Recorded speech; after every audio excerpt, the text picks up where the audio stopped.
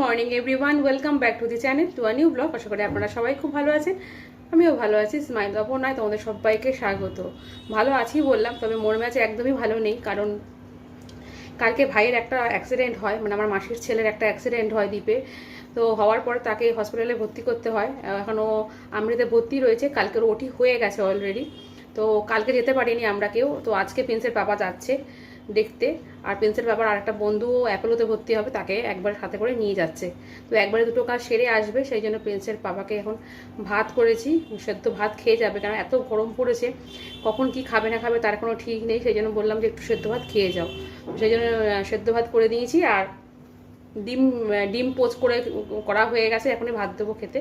খেয়ে এখনই প্রিন্সের বাবা বেরোবে, 10টা 10-এর ট্রেন আছে, ওইটাতে বেরোবে। এই হচ্ছে ব্যাপার। তো মন মেজাজটা ভালো নেই, কালকের থেকেই মন মেজাজটা ভালো নেই। চলো আজকে সারাদিন কী করি না করি সবটাই শেয়ার করবো। কথা সব উলট পালট হয়ে যাচ্ছে, মন মেজাজ তো ভালো নেই, সব কিছু উল্টোপাল্টা হয়ে যাচ্ছে। ঠিক মতো কথা তোমাদের সামনে ঠিক মতন বলতে পারছি না, কারণ মাথার মধ্যে একটা অন্য কিছু চলছে, যে সেই জন্য। তো ভাইয়ের শরীরটা একদমই ভালো না, হাতে প্রচণ্ড লেগেছে এইখানটায়, তো ওটি হয়ে গেছে সেই জন্য। তো চলো ভাইকে দেখে আসুক, তবে কি হয় না হয় সবটা তোমাদের জানাবো, সারাদিন সঙ্গে থাকো। চলো, গরম গরম ভাত করে দিয়েছি, তার সাথে আলু সেদ্ধ আর ঘি দিয়ে দিয়েছি, আর হচ্ছে একটা ডিমের পোচও করে দিয়েছি। দুটো ডিমের পোচ করব বলছিলাম, তা বারণ করলো, সেই জন্য একটাই পোচ করলাম। প্রিন্সের পাপার খাওয়া হয়ে গেছে, একদম রেডি হয়ে গেছে, এখন বেরিয়ে যাচ্ছে। বললামই তোমাদের 10টা 10-এর ট্রেন ধরবে, সেই জন্য বেরিয়ে গেল।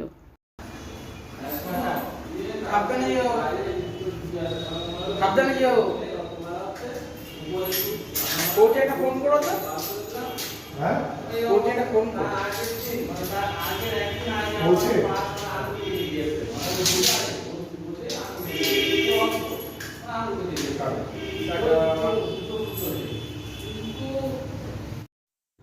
প্রিন্সের বাবা বেরিয়ে যাওয়ার পর এই গরমের মধ্যে কি সকালে টিফিন করব, সেই জন্য ভাবলাম যে আজকে একটু গোলা রুটি করে নিই।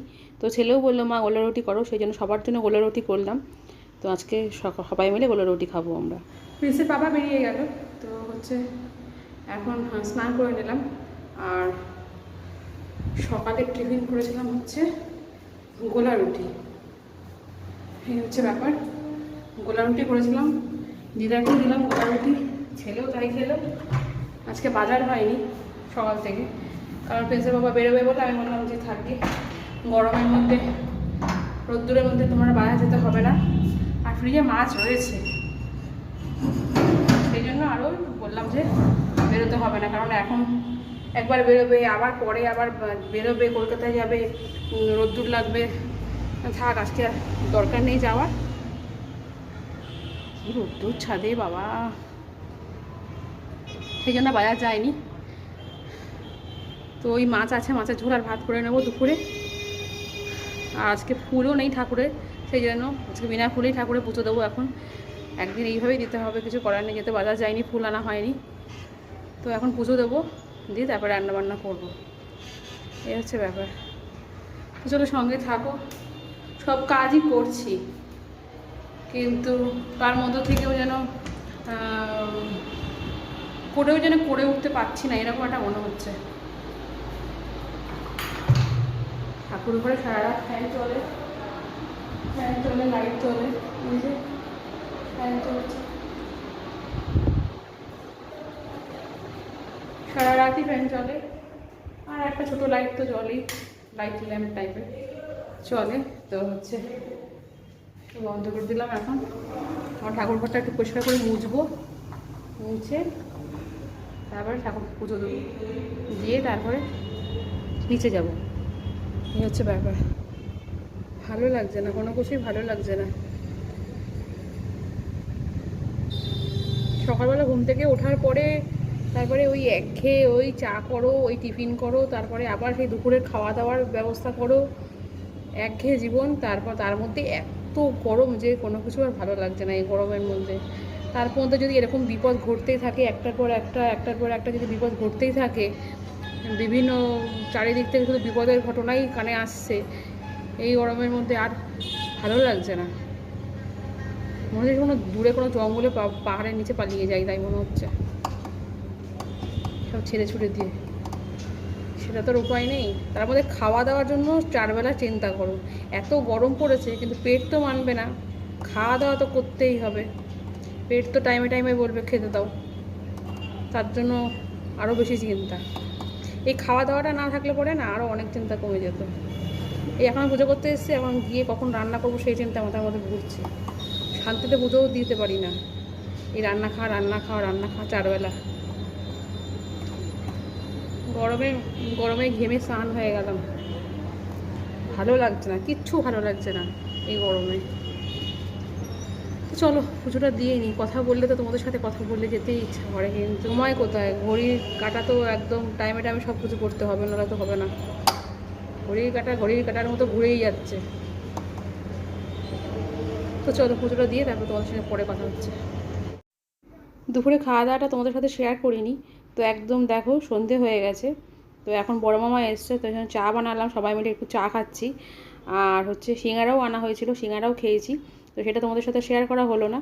তো বড় মামা আসার সময় কচুর শাক নিয়ে এসছে, আমি আনতে বলেছিলাম, সেটা একটু পরে কাটবো। এখন সবাই মিলে বসে একটু গল্প করছি, দিদা, আমি, ছেলে আর বড় মামা, আমরা 4 জনে মিলে বসে এখন একটু গল্প গুজব করছি। দেখো গাইজ, আমার মা এখন কচু শাক কাটছে।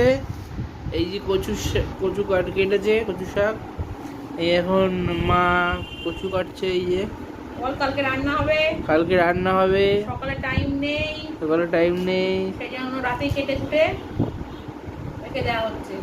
কালকে এটা ছোলা দিয়ে হবে, ছোলা দিয়ে, ইলিশ মাছের মাথা দিয়ে তো খেয়েছি, কিন্তু ছোলা দিয়ে অনেকদিন খাওয়া হয় না, তা কালকে ছোলা দিয়ে রান্না করবো কচুর শাক। কদিন ধরে খেতে ইচ্ছা করছিল, তো আজকে পাওয়া গেছে কচুর শাক, কেটে রাখছি, কালকে সকাল সকাল রান্না করবো। কচু কাটা কমপ্লিট, আর আমার এই যে হাতের অবস্থা। কচু চিহ্নে ভোট দিন সবাই মিলে। ওপরে চলে এসেছি এখন সন্ধে দেবো বলে, আর আমার সাথে নিঙ্কিও এসছে, ছাদে বসে রয়েছে, হাওয়া খাচ্ছে, কারণ ছাদে বেশ সুন্দর হাওয়া দিচ্ছে। সারাটা দুপুর যা গরম ছিল, খুব কষ্ট হয়েছে, সারাটা দুপুর এসি চালাতে হয়েছে, একটু এসি বন্ধ করা যাচ্ছে না। আর 3তলা ছাদের মানে গরমটা না পুরো নিচে নামছে, এরকম একটা ব্যাপার। মানে এত গরম, মানুষ মানে অর্ধেক মানুষ কাহিল হয়ে যাচ্ছে, আর অর্ধেক মানুষ তো অসুস্থ হয়ে যাচ্ছে, এরকম একটা ব্যাপার। তো আজকে দিদারও শরীরটা একটু খারাপ করেছে, আসলে এসির মধ্যে সবসময় থাকছে, তো এসির হাওয়াটা ডাইরেক্ট লাগছে, তার সাথে ফ্যান চলছে, এদিকে না চালালেও ঘেমে যাচ্ছে, আবার চালালেও পরেও ডাইরেক্ট হাওয়া এসির মধ্যে থাকে, মানে থেকে মানে ঠান্ডা লেগে গেছে, কাশছে, দেখছি গলার মধ্যে ঘর ঘর ঘর করে আওয়াজ হচ্ছে। কী করবো, এই গরমে না চালালেও হচ্ছে না এসি, আবার চালালে পরেও ডাইরেক্ট ঠান্ডা লেগে যাচ্ছে, কিছু করার নেই, এদিকে ঘেমে যাচ্ছে না চালালে, খুব বিপদ, এই হচ্ছে কথা। তো সন্ধ্যেবেলায় বড় মামা এসেছিলো, দেখলেই বড় মামা এসেছিলো, চা ঠা করলাম। তো বড় মামাকে বলেছিলাম কদিন আগে যে রাস্তাঘাটে যদি আসার সময় কচুর শাক পাস, খেতে ইচ্ছা করতো, দিদা এসছে, তো এই ফাঁকে তাহলে রান্না করবো। তো বড় মামা আজকেই কচুর শাকটা দেখতে পেয়েছিলাম বাজারে, ফুটপাতে বিক্রি হচ্ছিলো, তো আসার সময় নিয়ে এসছে কচুর শাকটা বড় মামা। তো তারপর বড় মামা চলে গেল চা ঠা খেয়ে, তারপরে কচুর শাকটা নিয়ে বসেছিলাম কাটতে, দেখালাম তোমাদেরকে, তারপরে কেটে তারপরে এখন একটু রেস্ট নিই, তারপরে এখন উপরে আসলাম, পুজোটা দিয়ে এখন নিচে যাব, গিয়ে তারপরে খাওয়া দাওয়া করে শুয়ে পড়বো। তো চলো সঙ্গে থাকো, আর চলো তোমাদের নিঙ্কিকে একটু দেখাই। নিঙ্কুলু মা, ও চোখে লাইট জ্বলছে কেন? অন্ধকারে না ঠিক ফোকাস নিচ্ছে না। ও নিঙ্কুমা, তোমার চোখে লাইট জ্বলছে, তোমার চোখে লাইট জ্বলছে মা, লাইট জ্বলছে চোখে। তুমি কি করছো ছাদে বসে? হাওয়া খাচ্ছ মা? হাঁপিয়ে যাচ্ছে, এত গরমে আর পাচ্ছে না রে, খুব কষ্ট, সারাদিন ওর জন্য এসি চালাতে হচ্ছে। মা কালকে স্নান করবে? কালকে তোমাকে স্নান করিয়ে দেবো, হ্যাঁ? ট্রেন ছাড়ছে, ট্রেনে আওয়াজ হচ্ছে। ন্যাংকা, তুমি বসে বসে হাওয়া খাচ্ছ মাঙ্কা? ওই ন্যাংকা মা বসে বসে হাওয়া খাচ্ছে। পুজো দেওয়া কমপ্লিট, তো এখন নিচে যাব। আর তোমাদের তো আজকে একটা কথা বলাই হয়নি, সেটা হচ্ছে প্রিন্সের পাপা আজকে বাড়ি আসবে না, ফোনে জানিয়েছে কালকে হয়তো আসবে, তো এটা জানিয়েছে। আর আজকে আমাদের ব্রেকিং নিউজ হচ্ছে মনা কাজে আসেনি, হঠাৎই কামাই করেছে না বলে, সারা দিনটা মনার জন্য ওয়েট করে থেকে তারপরে যখন মানে 12টা 12:30 বেজে গেছে, তখন বুঝতে পেরেছি যে মোনা আজকে আর কাছে আসবে না, কারণ এতটা লেট মোনা কোনোদিনও করে না। হয়তো শরীর খারাপ সেই জন্য আসেনি, আর মোনার কাছে ফোন নেই সেই জন্য জানাতেও পারেনি। না জানিয়ে মোনা কোনোদিনও কামাই করে না সচরাচর, হয়তো শরীর টরীর খারাপ হয়েছে বা কোনো অসুবিধার মধ্যে পড়েছে সেই জন্য হয়তো আসেনি। দেখি কালকে আসে কিনা। এই গরমের মধ্যে হয় না বলে হট করে কামাই করলে পরে খুব প্রবলেম হয়ে যায়। সেই 12:30 পর্যন্ত বসে থাকার পর তারপরে বুঝতে পারি যে আসবে না, তখন বাসন মাজবো না, ঘর ঝাড় দেবো না, ঘর মুছবো না, রান্না করবো না, এদিকে পুজো করতে উপরে আসবো, সব তালগোল পাকিয়ে যায়। এই হচ্ছে ব্যাপার। তো চলো আজকে ব্লগটা এই পর্যন্তই রাখছি। সারাদিনের ব্লগটা তোমাদের যদি ভালো লেগে থাকে তাহলে একটা লাইক করো, কমেন্টস করো, প্লিজ আমাকে সাবস্ক্রাইব করো। আমার ব্লগ আজকে এখানেই শেষ করছি, কালকে ফিরে আসছে একটা নতুন ব্লগের সাথে। ততক্ষণের জন্য তোমরা সবাই সুস্থ থেকো, ভালো থেকো। Good night, tata. আর সবাই সাবস্ক্রাইব করে দিও প্লিজ। টাটা।